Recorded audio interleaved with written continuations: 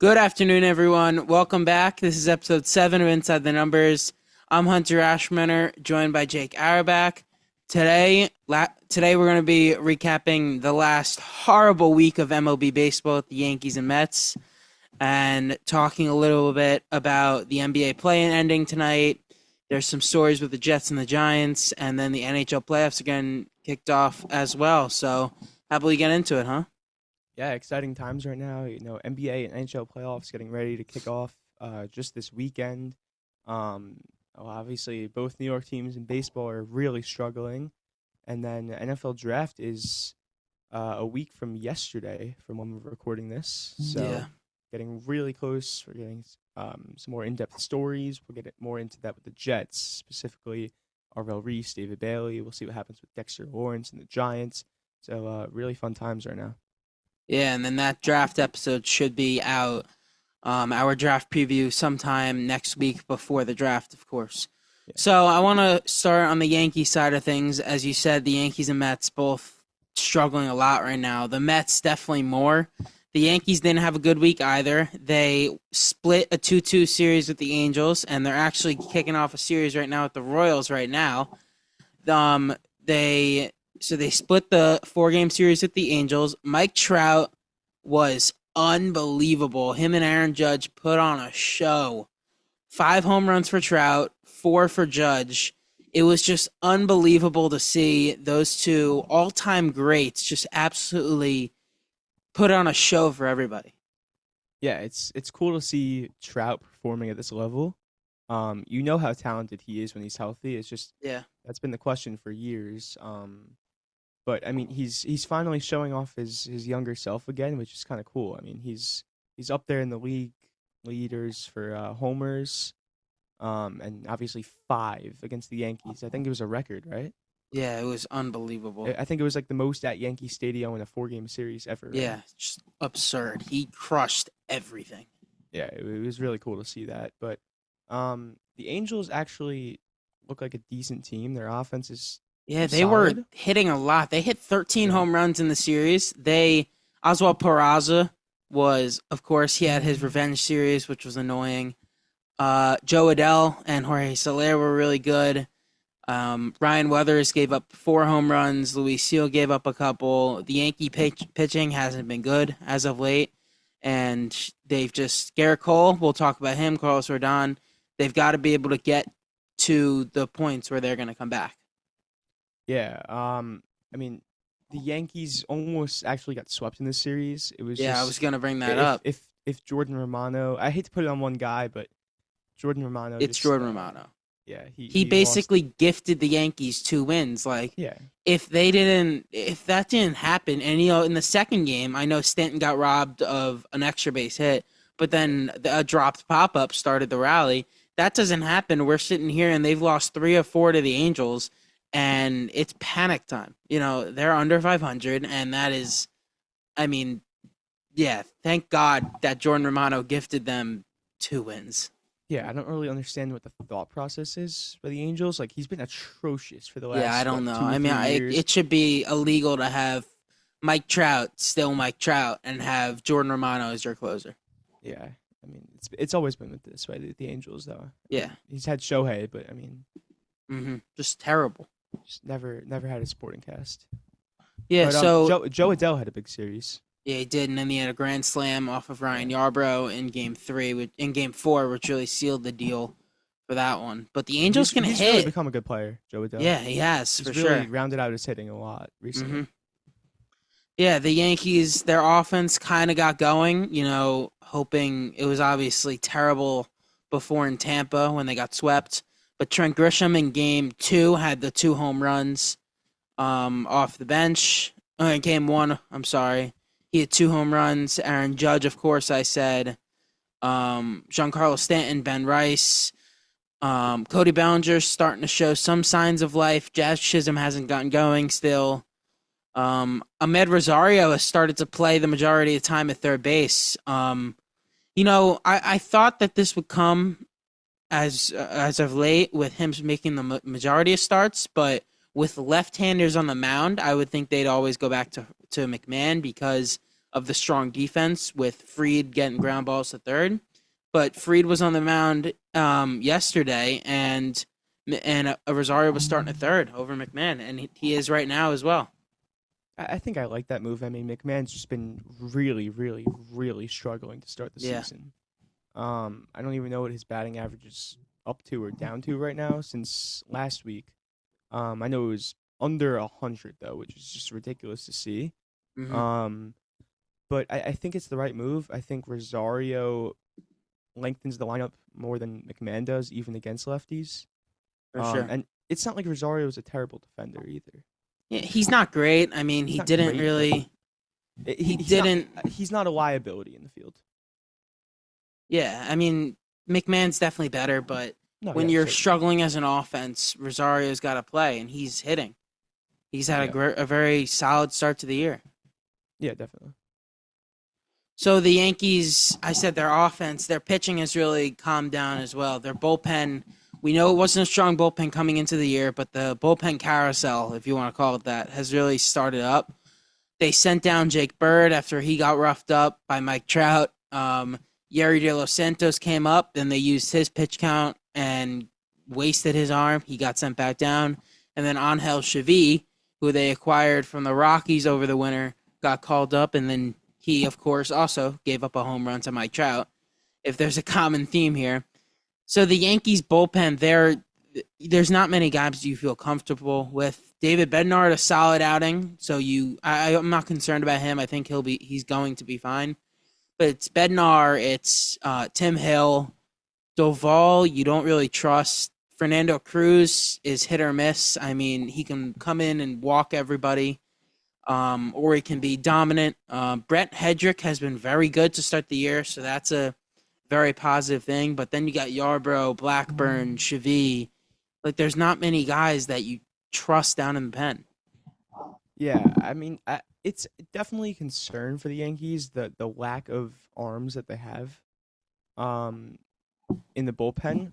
But I think once a guy like Garrett Cole comes back, once a guy like Carlos Rodon comes back, that could potentially move Luis Heel, Ryan Weathers, Will Warren potentially to the bullpen, and that will add some quality arms. So I don't Yeah. think it's too much of a concern for the Yankees right now, but it's definitely not what you want to see. Just the lack of arms that you can really trust in big situations. Yeah, they got to be able to survive until those guys come back, which is going to be soon. And Yeah, then the trade deadline, of course, in a couple, that's down the line. But that's usually where bullpen is usually the easiest to upgrade at the deadline. And then Carlos Legrand, of course, is in the minors. Elmer Rodriguez is dominating AAA as well. But you brought up Garrett Cole. Well, I want to talk about Luis Heel after. But Garrett Cole made his first AAA start tonight and his first double A start tonight, and he was very solid. His stuff looked good. So yeah, I mean, he's gonna be back in a couple weeks, and you just hope that he's Garrett Cole. yeah. I mean, I'm not sure how he's. I don't think he's gonna be the Cy Young Garrett Cole, but I mean, he's a how old is he? 37. 36, I think, 35 or All right, 36. he's up there. I mean, a player that age coming off Tommy John, he's not going to return to that Cy Young level immediately, You would but think that, but Justin Verlander had Tommy John at like 40, and then he's obviously still playing today, and then he won a Cy Young the year after. I'm not expecting it during like right when he comes back, but I mean his stuff looks good. He touched 96 tonight. You can he get back to being Garrett Cole by down the stretch in August and September and into October? That's what you hope and are expecting. yeah, I mean, I think he definitely can just because of how talented of a player he is. Like he is that good. His stuff is just that good. He's just a great pitcher all around, and I think at some point he'll be a quality arm for the Yankees right when he comes back. Yeah. But I'm just not sure if he's ever going to get back to that true Cy Young caliber guy. Yeah, we'll see. But having Yeah, Garrett Cole back nonetheless is going to be awesome. yeah, definitely. So he made his first start tonight. Down in Somerset, the Yankees are really rehabbing right now. Anthony Volpe started his rehab assignment on Tuesday. He's continuing it tonight with Cole on the mound. Carlos Rodon is going to start a rehab assignment in the next couple days, I'm pretty sure. But Volpe, it was announced by Brian Cashman that he's going to be the starting shortstop when he comes back. Jose Caballero has gotten some clutch hits as of late, but I completely agree with that. Volpe, as a baseline, he's going to be. You expect back to being a great defender after the torn labrum, and then hopefully you can get a bit of improvement out of the bat. But Caballero's just not a starting player. I mean, he's much better as a backup. No, Javier's a bench bat. He's a solid plug-in guy for maybe a game or two, but he's definitely not a starting shortstop on a playoff team. But I don't think Volpe is either. At least with what we've seen so far. But Yeah. I do think the surgery and the off season will definitely help him defensively. I mean, you just can't play with a torn labrum. Like you can't throw. I don't know what the Yankees were doing there, but you just can't play with that. Yeah, it's certainly a hope that he can come back and take a jump. I mean, be a solid player. Yeah, we'll see if the offense ever gets there for him, but just kind of you hope he just somewhat is okay at the plate. Like he's just been really, really, really, really bad at the plate his entire career. I mean, you just hope he can be okay. Yeah.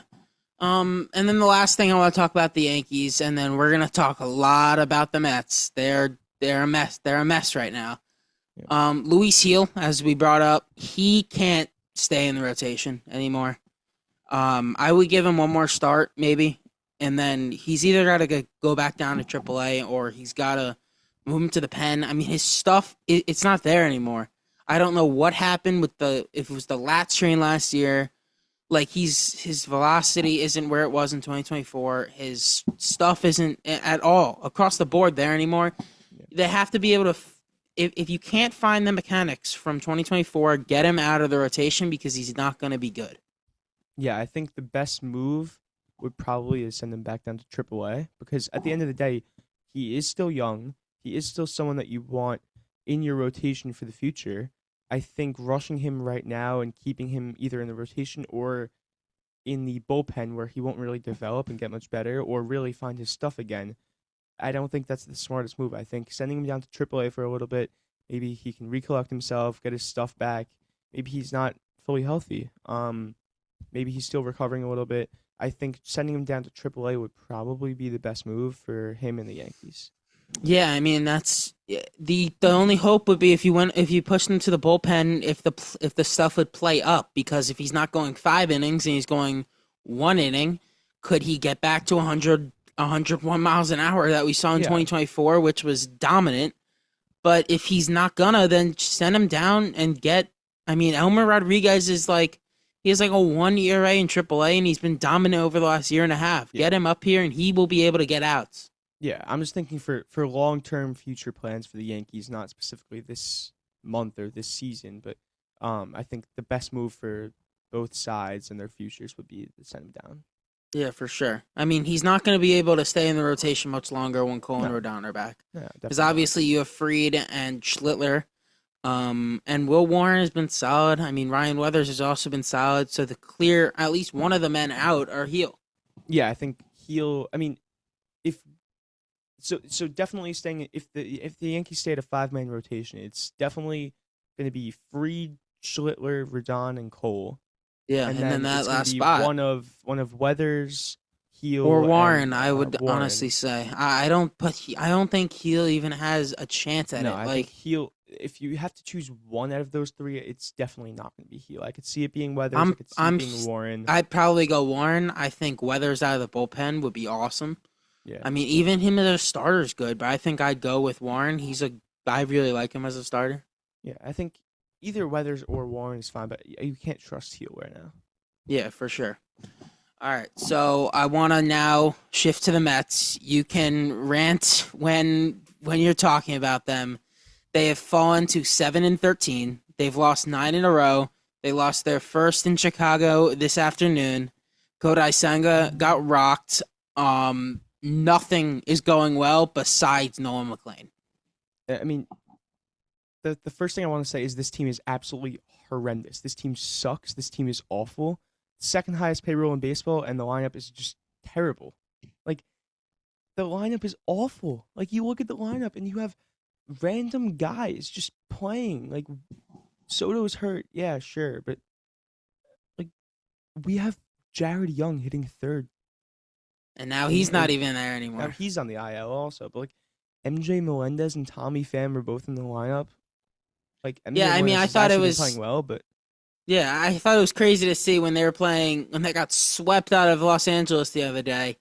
How you look at the Dodgers and the Mets, their payrolls aren't that off. I mean, the Mets have a $370 million payroll, and you see the Dodgers are dominating, and they're in a class of their own. But MJ Melendez, who had two doubles, I mean, a solid yeah, night. But Tommy Pham, who looks done, Marcus Semien, who looked completely done, Brett Beatty, who's the only qualified hitter without a walk this year.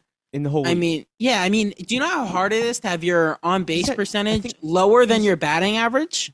he's at I think what is it, 60 something at bats? I think low 60 at Mm-hmm. bats, and he has zero walks. Yeah, Like, how do you not draw a walk the it's entire year? nuts. Like, I mean, And all right, then I'll add like, on to this.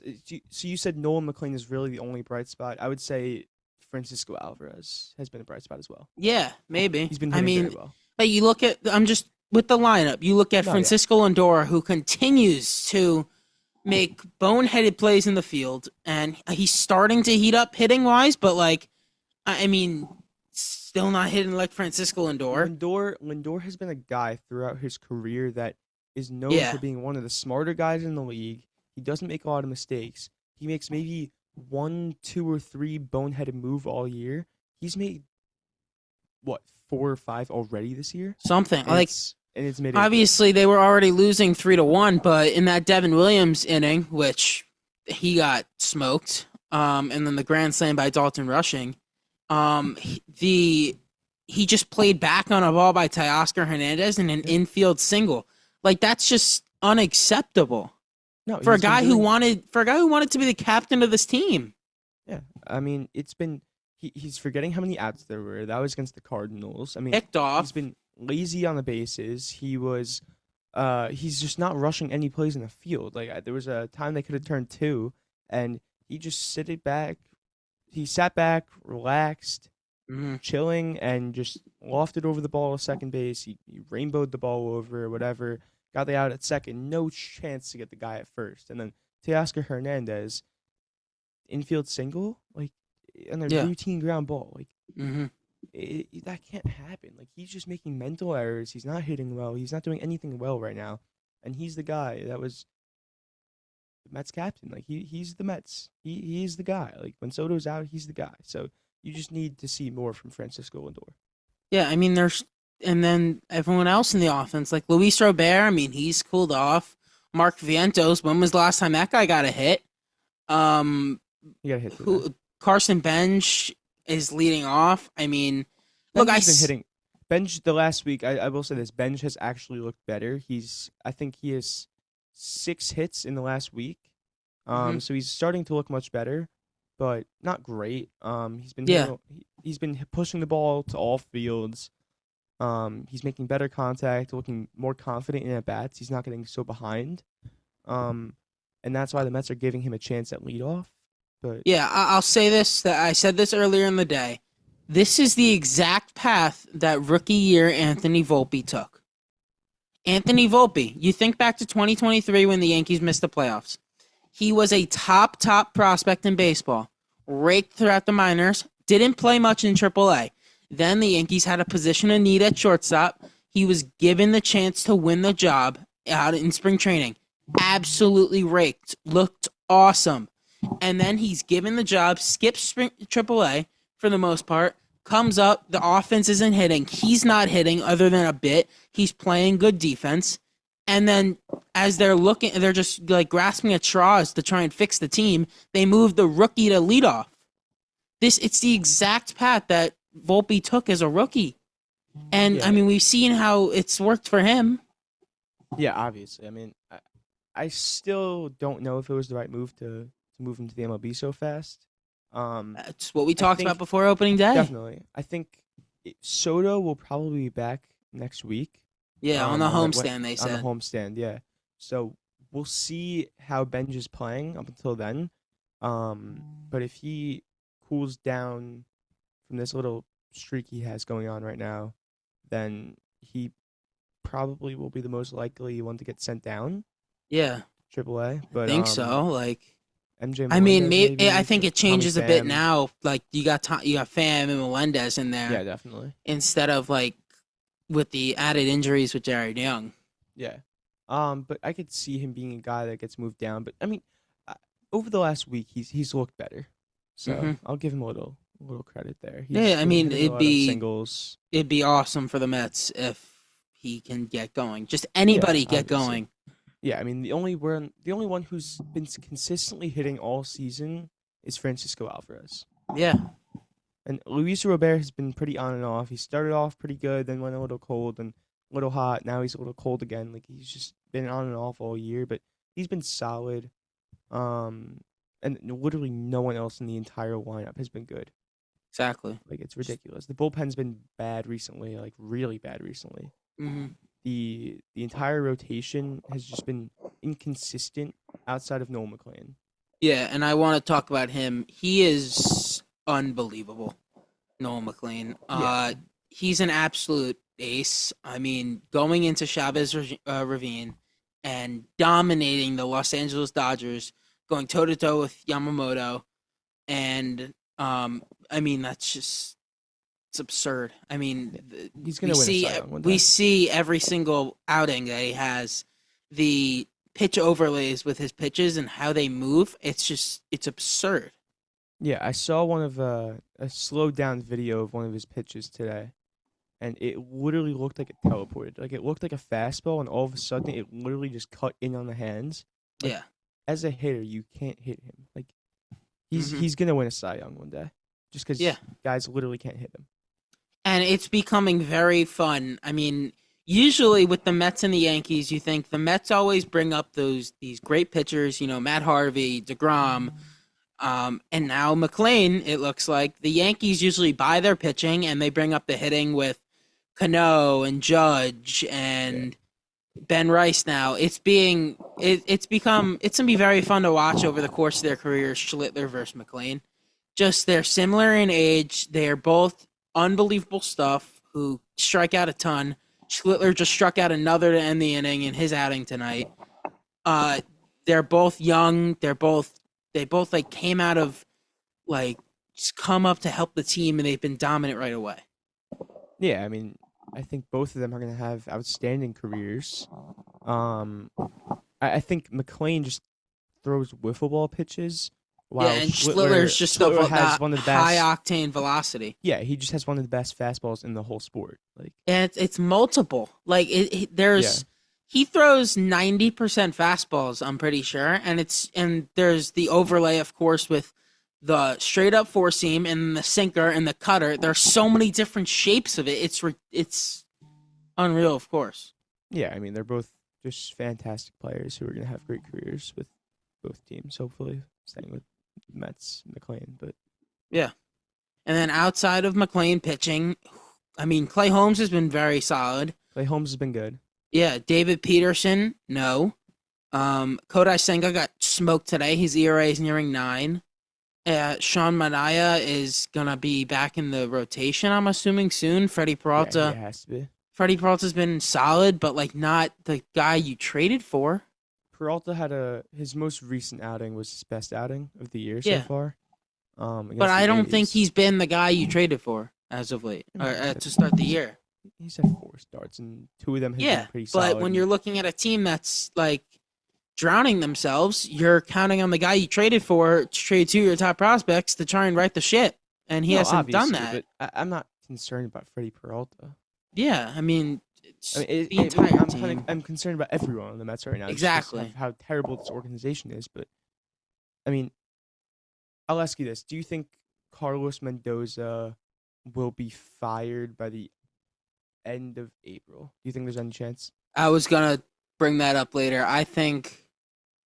I don't think it's gonna be April.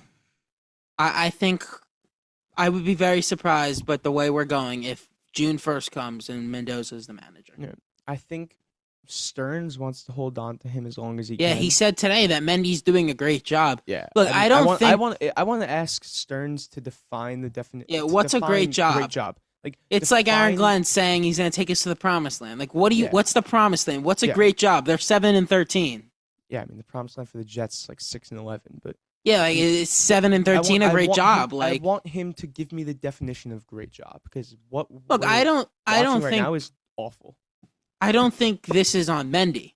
But when you look at teams, it's always the manager or the head coach, or those are the guys that take the blame first. Because, look, I know it's David Stearns' fault when you actually look at it, but nobody fires their team president in the middle of the season, and especially in No, April. but I think that's why Stearns wants to hold on to Mendoza as long as he can because he wants to keep him as that scapegoat.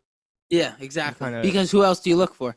Like I look at with Mendoza, they changed. I mean, look, I don't know. I don't know if it's his fault, but when you're looking at guys to get rid of and to blame, they got rid of his entire coaching staff. They got rid of the entire core from last year. Who's next? It's the GM or it's the manager, and the it's the manager manager. always comes first. It's the manager. Yeah. But So I I mean, mean, it's hard to really blame Mendoza so much because he's not given much. Like exactly. the lineup, the Mets suck. But Like you look, like the roster. I don't I don't understand understand it. how. Like where is all the money going? Yeah, where's the 370 million? The second highest payroll in baseball, but behind the Is Dodgers. this And like you compare the two lineups. The Dodgers have far and away the best lineup in the league. The Mets, I wouldn't even put them in the top half of the league right now, just mhm. based off lineup. Like it is atrocious, and they have like where is the money? Like It just doesn't who make is it sense. being spent on?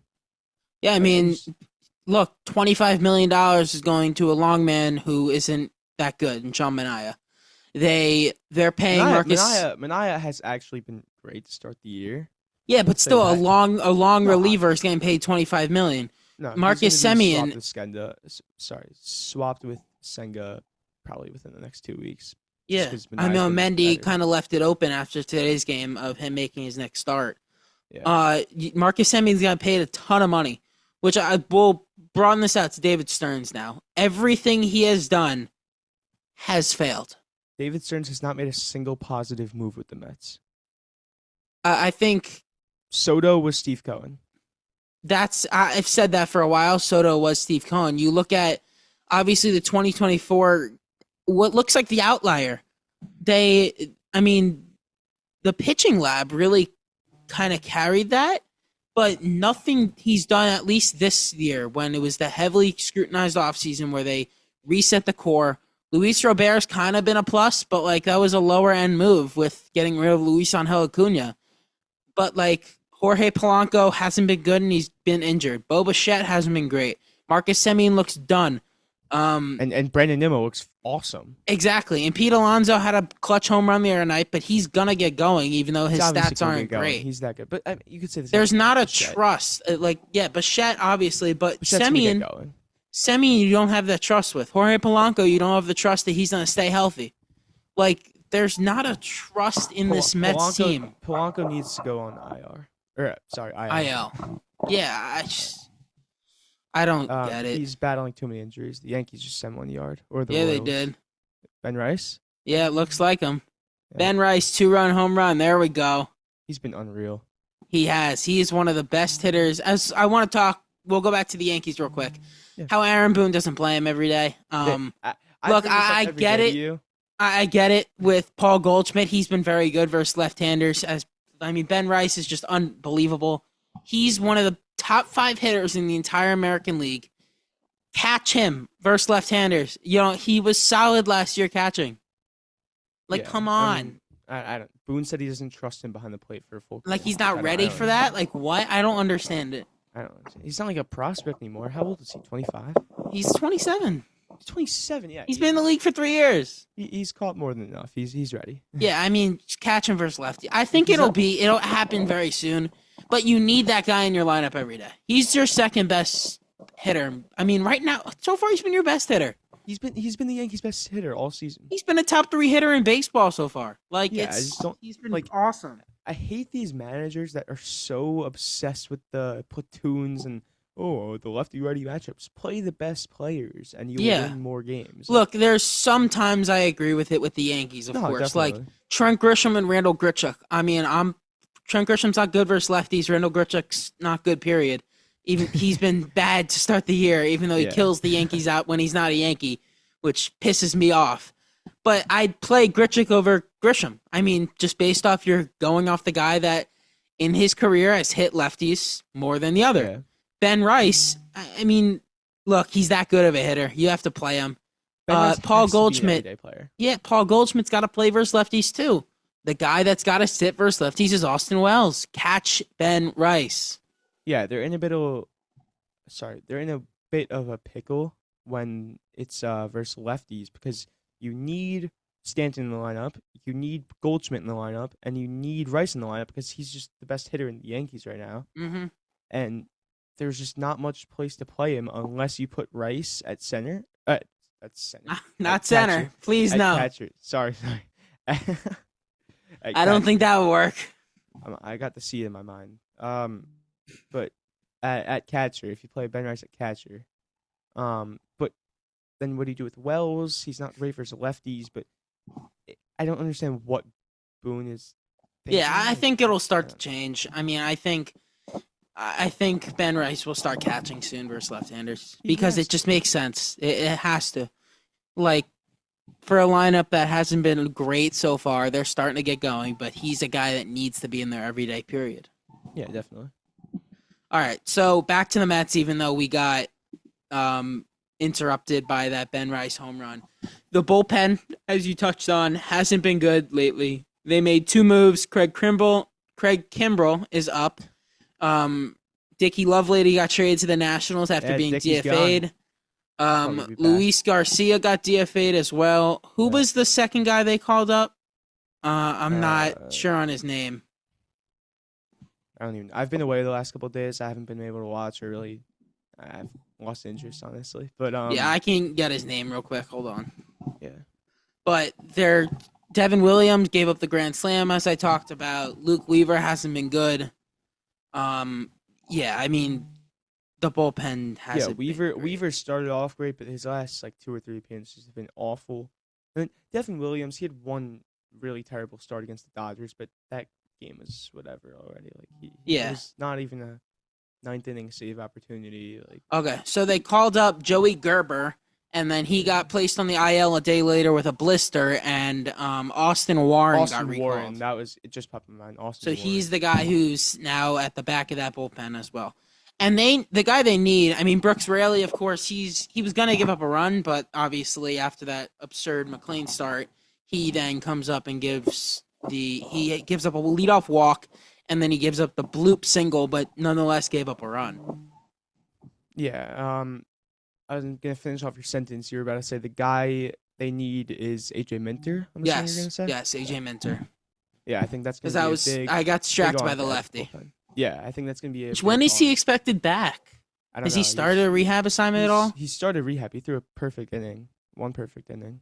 Guys, I mean, we know how good AJ Minter is when he's right. Yeah, he's a high-level reliever. I mean, if you have your top 4 bullpen guys could potentially be Devin Williams, AJ Minter, Brooks Raley, and a Luke Weaver maybe, but that's solid. I just want to see kind of more depth down the line of the bullpen. I mean, Sean Manaea has been good. Kind of expect him to go to the rotation soon. Maybe Christian Scott should maybe get the call up and pitch in these long relief role. Yeah. But, the Mets need a lot to right this ship. I don't see it coming. I mean, but the last thing I want to talk about with the Mets before we transition out of baseball and get to the other topics, Steve Cohen's disaster of a tweet. I don't know how you click send on that thing. He kind of just made excuses for his players. The one thing he said that was absurd was Marcus Semien hit a ball that would have been a home run if it was a warmer night. What are you talking about, bro? You're in Los Angeles. It's not like they were playing in 40 degrees. That's sure, it might not have been warm. That's his version of saying Stearns sucks. He shouldn't have made that trade. He's old and washed. Exactly. That's just unreal. I mean, I don't know how. Look, Steve Cohen was the guy that Mets fans loved. I feel like obviously when things are going bad, it's especially when you tweet something like that, it started to change like what their feelings of him. But I don't that's terrible. It's It's really hard. just an fu to your fans. I don't want Cohen to go because of the advantages he brings us with the Yeah, you money. don't have to worry about that. He's not going anywhere. He's the owner. It's like I But talk about all the time. Woody but Johnson's not going no, anywhere as obviously. much as I want it. But Steve Cohen doesn't care about baseball. He doesn't care about the Mets. He worries about his Uh, casino. He I doesn't care about the Mets. He does not no, care about the he's Mets. been a Mets fan. I do No, he's disagree not. with He's a that. fake Mets fan. He's a I fake Mets disagree fan. with. I He is think a he fake actually Mets does, fan. but No, obviously he's a no. businessman at heart. He's a fake Mets fan. He just said that because he wanted to take ownership. He does not Yeah, care. I He cares mean, about his casino more than the Mets. yeah. Now he's building the entire thing The Mets will around not win a thing City under the Field. Stearns and Mendoza and Cohen regime. Yeah, and this will. I would We'll be very surprised if this wasn't the end of the Stearns Mendoza. at the end of the season, if it Yeah, continues like this, there's zero chance that they are brought. yeah. So we'll see if they can start to right the ship in these next two games against Chicago. I mean, can they start? Can they get one win and hopefully get Juan Soto back? And I mean, I wonder what he's Yeah, thinking. It's been a pretty disastrous time without him. he wants to move his opt out to this year. Yeah, I mean, that he's regretting leaving the Bronx. Shut up, Michael K. Mets fans are fleas. And just before we switch over to, I think our next topic's the NBA. Cam Schlittler is pitching another absolute gem as the game's been on in the background versus the Royals. So far, he's got 5 innings, 2 hits only, 5 strikeouts, no walks. I'm pretty sure he only has 1 walk on the entire season. Just an unbelievable pitcher, as we've continued to mention. I gotta check that. So No I'll chance. start off the next topic as you verify that. So the NBA play-in is ending tonight. The Hornets and Magic are on right now. That's the battle for the Pistons. The Warriors and the Suns are going to play later tonight. That's the battle to get swept by the Thunder for the most part, as the Magic are actually crushing the Hornets. They lead by 24 at the start of the second quarter. So that's 1 walk. Yeah, 1 walk the entire year. Ridiculous. It's unbelievable, especially with the high octane stuff that he's got. Yeah. Ability for him to control it.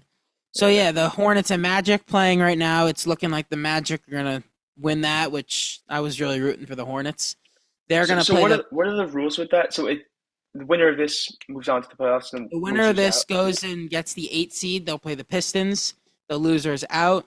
The winner of the Suns Warriors game tonight, which Steph Curry was unreal the other night to keep their year alive as they beat the Clippers. We were all wrong. Asked a on fan that. if it went in. Yeah, that was It's funny. awesome. The Warriors and Suns are going to play tonight. That's the battle to get crushed by the Thunder in round one. Okay. So that's the NBA. And of course, we previewed the Knicks. They start tomorrow night. Absolutely fired up for that. Cannot wait. Yeah, it's gonna be electric. She's just gonna be on fire. Yeah, it's going to be awesome. So now let's transition to the big two football topics. We'll start on the Giants side as this saga has now continued. Dexter Lawrence, it seems like it's over. He apparently a thing came out. I'm pretty sure it was Ryan Dunleavy or Pat Leonard that he does not want to play for the Giants anymore at all. It is not money related anymore. He's done and does not want to be there at all. They're at an impasse, is what Rappaport said the other night. It sounds like it's over, and I'd be very surprised. It's Friday, April 17th. The draft is on Thursday. I'd be surprised if we walk out of round one or round two and he's still a New York Giant. I've seen so many conflicting reports that I don't even know. I can't believe any right now. I can't trust any of them because Yeah. I've seen a ton of reports that say he doesn't want to be a Giant. It's all about the money. I've seen a couple of reports that be like his wife doesn't want to be in New York right now. I've seen a couple of reports that he wants to be a Giant. He wants to be in the Ring of Honor one day. He wants to be a Giants legend. He wants to go in the Hall of Fame as a Giant, but it's just the money's not there right now. And I've seen a couple of reports that be like, I expect him to be a Giant next year. I heard So negotiations are over and they're not discussing the contract anymore. I saw that as well, but I don't really believe that. I don't really think I don't. promotions really ever Yeah. end. Well, Um, if they're just like, no, we're done, trade me. Like that's, I could definitely see that. That's happened. oh yeah, If the definitely. relationship has gotten that bad. And I saw one thing which I really agree with here, how Dexter's seen throughout the years his most beloved teammates, Saquon, Julian Love, Xavier McKinney, Leonard Williams, the Giants didn't take their contracts seriously. And they left, got money elsewhere, and won. And obviously, this is going to be what we assume is going to be a good year for the Giants. But it feels like it's happening the same way that Shane and the organization aren't really taking this serious and paying him. Like, I mean, I feel like it's gone from where I thought this would eventually end with an extension. I think I would be stunned if it ends that way now. It's tough. Like I just don't really know what's going to happen because there's so many reports that like I just said this, but I just don't know what to believe at this point. Like at the start, I fully thought it was just negotiation for a good stance in getting a new contract. That I don't even know if it's about that anymore because some guys are being like he doesn't want to be with the Giants. He's done. He's done in New York. His time's done. But Yeah. Jordan Ron is continuing to say that he kind of still expects that Dexter wants to be on the Giants next year. Like I just don't know which way to lean right now. Like I saw, obviously the big one was Rappaport saying that both sides are at an impasse right now, and a deal is not going to get done. And then 10 minutes later, forget who it was, but a Giants reporter responded to that, and they're like, "No, there's no impasse. Teams are still, or both sides are still talking about a deal." Yeah. Um, so I just don't know what to believe anymore. But I still really want Dexter Lawrence to be a Giant. Like he is the core of this defense. Like he might not be obviously coming off of a down year, but he is the core of the defense. Like he's the backbone. Yeah. He's the structure of the defense. Like I just can't. The run game was so bad last year. I just can't imagine the run game this year if you take away Dexter Lawrence. Like Yeah. He means so much to that locker room. You like, yeah, I don't, and I mean, the big thing with me that I feel is, do you want this to continue into training camp in the first year of regime? Like, I don't know. I mean, Art Stapleton had a really like a tweet the other day that makes a lot of sense right here. How look, get John Harbaugh talking to him. I mean, it's the first year of the Harbaugh year. Like I let Harbaugh handle it. if the issue really is uh the Giants and that he doesn't want to be a Giant, then he really has to talk with Harbaugh because Harbaugh hasn't had a chance to really deal with Dexter yet, and maybe that changes his opinion on some things.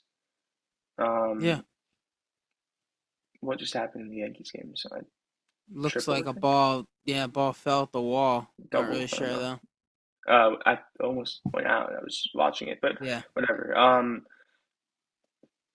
Like if he's really frustrated with the Giants, then put Harbaugh on the phone. Oh He's wow, that Grisham CEO. dropped the ball.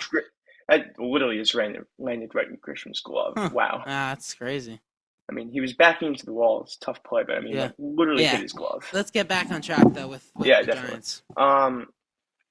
But if they trade him, like I've seen a lot of rumors that the Bengals could be involved, and it might be just be a straight up swap Dexter for pick 10. I that would be crazy overpay um by the Bengals. I Well, he would would, but number 10 for a defensive tackle. Are we serious? no, I understand. But I mean, I still would rather get an extension done Yeah. at I that just I point. don't I think we're beyond that. And then the other big football story, the Jets, the thing that just keeps going around. Or wait, one more thing with the Giants. Jordan Tyson had his private workout today, and the Giants and Joe Shane were in the building, and rumors are starting to spark about number 5. How do you feel about that? It's not my top option. I've said how much I've loved the idea of Caleb Downs and Sonny Styles, but I would prefer someone like Jordan Tyson over over well, yes, over Cardinal Tate, but over Jeremiah Love. I think Love is probably the better prospect, but just positional value. Like the Yeah, Giants have a good running back room, two young and good running backs, but they really just need that dynamic receiver on the other side of Neighbors. I would not mind for sure. Tyson at five. I think five could be a reach for him. I could see them maybe moving down to eight or nine, and potentially picking Tyson there, and then Yeah, maybe scooping up like a second rounder pick next year or something. Um, I could see that if a team wants to move up for a guy like Jeremiah Love if he's there at five. hmm But um, I don't mind it. I think he's better than Carnell Tate. I think he's better than Makai Lemon. I think he's the wide receiver one in this class, it's in my definitely if opinion. he's healthy, he has the ability to be. Yeah, definitely. And I've seen a bunch of reports that teams are not concerned with his health, which is good to see. Yeah, I mean, we'll see if the report is the report, but we'll see if that stands on draft night. Yeah, obviously it's draft week. Every reporter is just going to say anything they hear, any single rumor that they hear, just to get as much Yeah, clicks as they can because that's their job. the Royals get But a run across on a ground out there, and 2-1 Yankees lead. But yeah, I mean, we'll see with Jordan Tyson. But yeah, it's going to be so interesting. the Jets, obviously, as I was getting into, I want to talk about Carnell Tate a bit, but first, Arvell Reese versus David Bailey. The Jets canceled their top 30 visit with David Bailey the other day. There's two ways you can look at that. It's they don't want to waste their visit on somebody they've gotten enough on and they know they're going to pick. I don't really think I agree with that. If you're spending this much money on somebody, why would you not get as much time with them? Or they know they're taking Reese, which I would still be shocked at this moment if it wasn't Reese. I wouldn't be shocked if it wasn't Reese. Right now, I still think it is Reese, but I mean Bailey is it's intriguing. Like there's a lot of ways you can look at it. Like I saw oh, who was it? Someone on NFL Network, an insider with real sources, and he's got real plugs. He was saying that he would be surprised if David Bailey's on a Jet too. Yeah, I know. I'm still just expecting it to be Reese, but we'll see.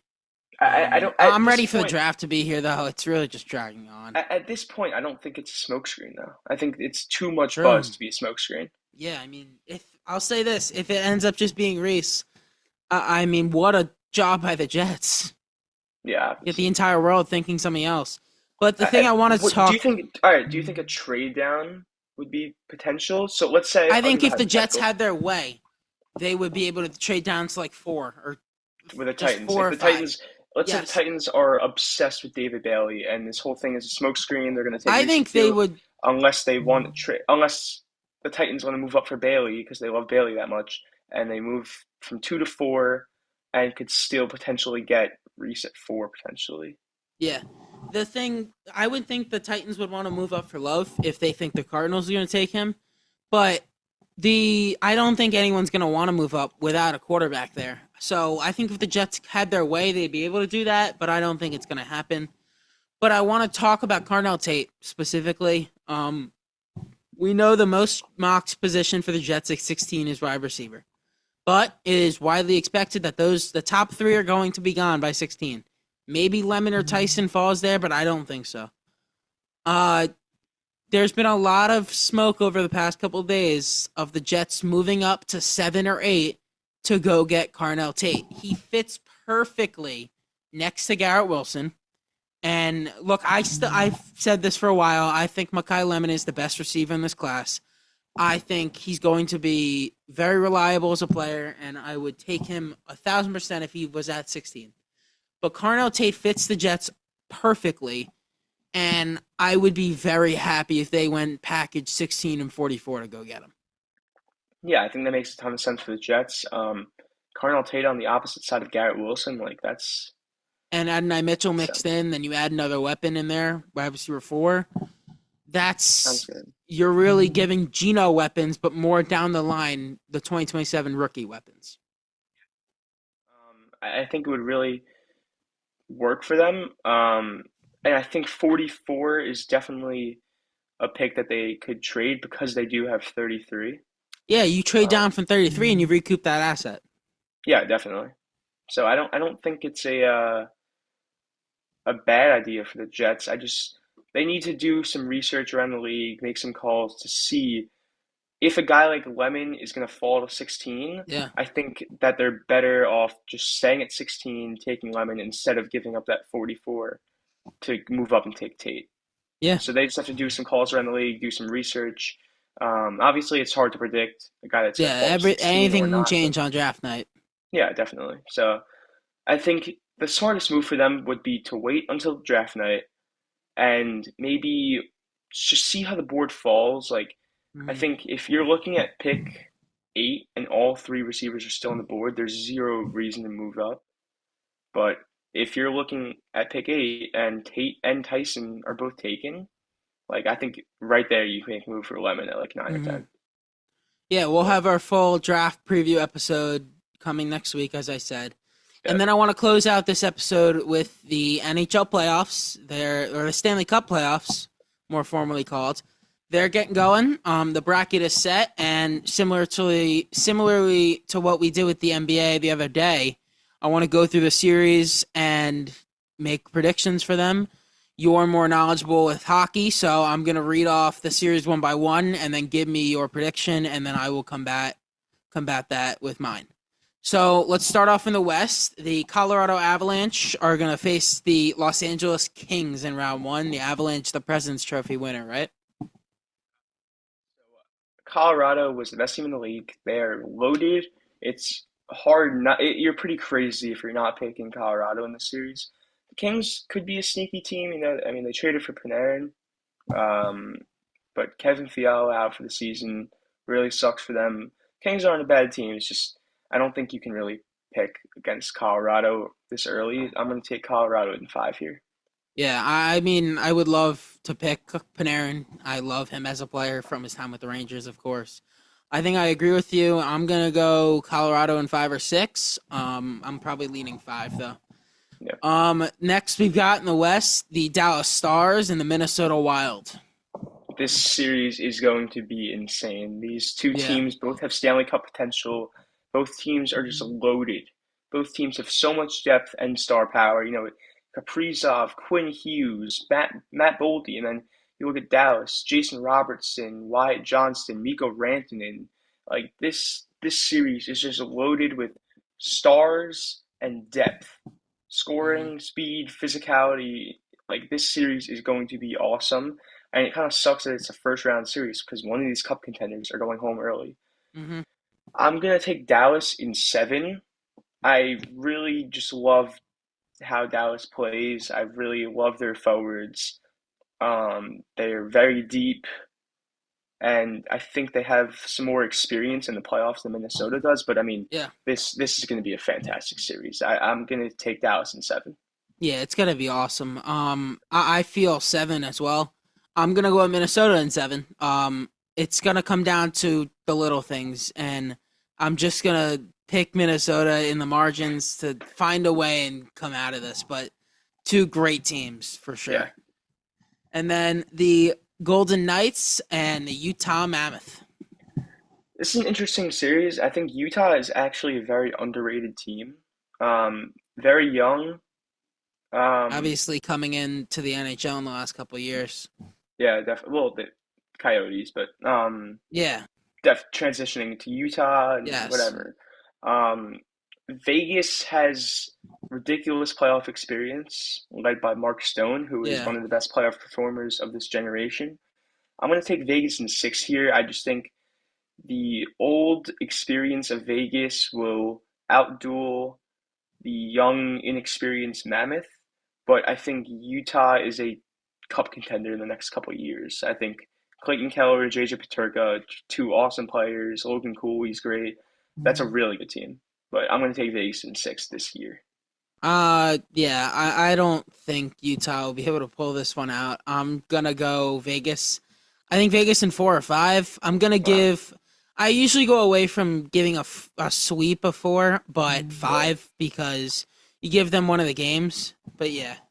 Yeah. So Vegas in 5. But Utah definitely will be good in the upcoming years. And then the final one in the West, the Edmonton Oilers and the Anaheim Ducks.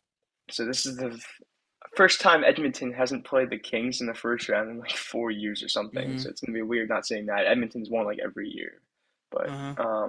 Kings fans are kind of relieved. But nope, they got to go play Colorado. Yeah, exactly. So um, I'm gonna take Edmonton here. I think back-to-back cup runs for them. Obviously losing both, but I just think the Ducks are inexperienced. They've got some old veterans who can help them, including former Ranger Chris Kreider, who has always shown up in the playoffs. But I just think Edmonton is the better team. I think Anaheim, similar to Utah, is a very young team, inexperienced. Um, like Leo Carlson, uh, Jackson Lacombe, a lot of these guys are just young players who have no playoff experience. So I'm going to take Edmonton in 6 here. I think just McDavid will just cruise through them. Yeah, I feel this is gonna be Connor McDavid's. He's trying to get over that hump. Obviously the two finals losses, and then No obviously Florida in the coming, playoffs this year, so I mean yeah, this could and be then coming great for back them. from down 3-0 a couple years ago, and then just losing, which was just devastating. And then obviously he had the Olympic loss last year. He's got so much losing under his belt for such an amazing player. I'm picking them to go back to the Stanley Cup this year, Uh-huh. or get to the Eastern Conference or Western Conference Finals at least. We'll see if they can get by Colorado in the long run, but I'm gonna go with Edmonton in 5. And then in the Eastern Conference, we'll start off with the Buffalo Sabres and the Boston Bruins. Buffalo breaking the playoff streak and now leaving the Jets solely as the longest playoff drought in American sports. Be fun seeing Buffalo in the playoffs. Um, Boston's a good team. I think Swayman's a really good goalie. I think Pastrnak is one of the best players in the world. He's almost becoming underrated at this point. Mm-hmm. He's just not brought up in these top 10 players like ever. I just think Yeah, he's a really good player. I just think Buffalo's good. Like it's a weird and saying that, but the environment's gonna be awesome. oh yeah, these fans have waited so long. Mm-hmm. I mean, I mean, I'm gonna I take can't wait. I can't wait for that moment. The Jets are there, so that's it might be waiting a Buffalo. while. I already have been. Buffalo Yeah, is gonna be absolutely going nuts yeah. for them, and I think I'll give my prediction first. Buffalo in 5. That they're not gonna be able to withstand that crowd, and especially in hockey, the crowd plays such a big part. Oh yeah. I'm gonna take Buffalo as well, but I'm gonna go Buffalo in 7 here. I think Wow, Boston's a pretty solid team. they are. Um, they barely snuck into the playoffs. Well, not really, but they were a wild card team. I just don't think that Buffalo is like such a powerful and dominant team, and zero playoff experience around the board for them. Yeah. So I'm going to take Buffalo in 7 here. I do think that there's better teams that will win the series, but Boston will definitely win some games in the series. I think it's going to be a really good series to watch. Mm-hmm. And then the Tampa Bay Lightning and the Montreal Canadiens. I think outside of Dallas and Minnesota, this is probably going to be the most exciting series in the first round. The Battle of Pennsylvania should be pretty good. That's going to be fun to watch. I just don't think either team are that great. So, well, I Yeah, don't know. just for a first round matchup. Yeah, definitely. But Tampa and Montreal, I mean, Montreal has the best atmosphere in the NHL.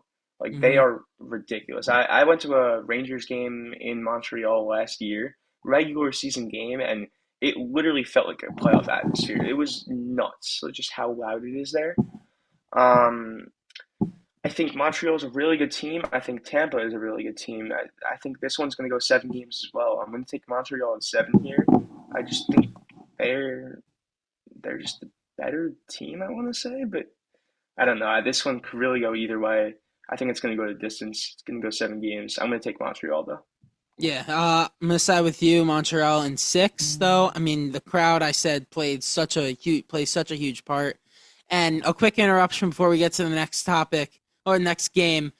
As we said, Cam Slur's walks. He just issued his second one of the entire season to start off the 7th. So a little bit of announcer jinx there. Podcaster jinx there. Yeah. Say that. So then the Carolina Hurricanes and then the Ottawa Senators, the next matchup. Yeah, I don't think Ottawa's that good of a team. I think they're solid. They've got some good young pieces. Brady Tkachuk's a tank. Carolina is going to win this series, though. Uh-huh. I'm going to take Carolina in 6. I think Ottawa will probably win a couple games, but Carolina's just the better team, deeper. I can't really see Ottawa winning this series, but anything could happen. But I'm going to take Carolina in 6 here. Yeah, I agree. Carolina in 6. They've been in the playoffs a lot. They're ready for this moment, and they're getting past the first round is the first step for them. And then the last matchup we got, the Battle of Pennsylvania, the Pittsburgh Penguins, and then the Philadelphia Flyers. So I actually don't think either of these teams are good at all. Just being real. I think whoever wins this series is going to lose in the second round. Like I don't even. I think they're playing Carolina in the second round. I think that's how the bracket works, but that's how the bracket works. I just don't know who's that other team. I think it's going to be Carolina though. I think I'm gonna go Pittsburgh in like 6 here. I think I just like their team more. Crosby just like he's what 37 or 38, and he's Yeah. still How producing much at time such has a he high got level. left? Like he's probably the best leader in all of hockey right now. Like it's hard to really bet against him in the first round, but I just don't really like Philly as a team too much. I just don't think they're that good. So I'm going to take Pittsburgh in 6 here. Yeah, I'm going to go Pittsburgh in 7, and what really is the mid-off. Yeah. Sidney Crosby, I mean, how much time has he got left? So, I think he's going to come to play and get them to round 2. So, yeah, I mean, it's one of the best it's one of the Battle of Pennsylvania will be interesting to see. Yeah, that. just the crowds into it, of course, Yeah, and the definitely. rivalries there. But it's one of the best playoffs in all of sports, so always unreal to watch. As a Ranger fan, not seeing them in it after 3 straight years of us being in it, 2 great runs to conference finals, but part of the Rangers not being in it kind of takes away the stress, and I can actually watch games stress free and just kind of watch good hockey. So it'll be fun. It's always fun. The playoff atmosphere in hockey is second to none. It's just physical. It's fast. It's a different sport. It's crazy to watch. So super excited for that. Yeah. So we will be back early next week, as I said, for our NFL draft preview. Cannot wait for that episode. That's going to be awesome, as we all cannot wait for next Thursday night in Pittsburgh. Yeah. That is it for episode 7 of Inside the Numbers. Hunter Aschenbrenner and Jake Auerbach, thank you all for watching, and have a good one.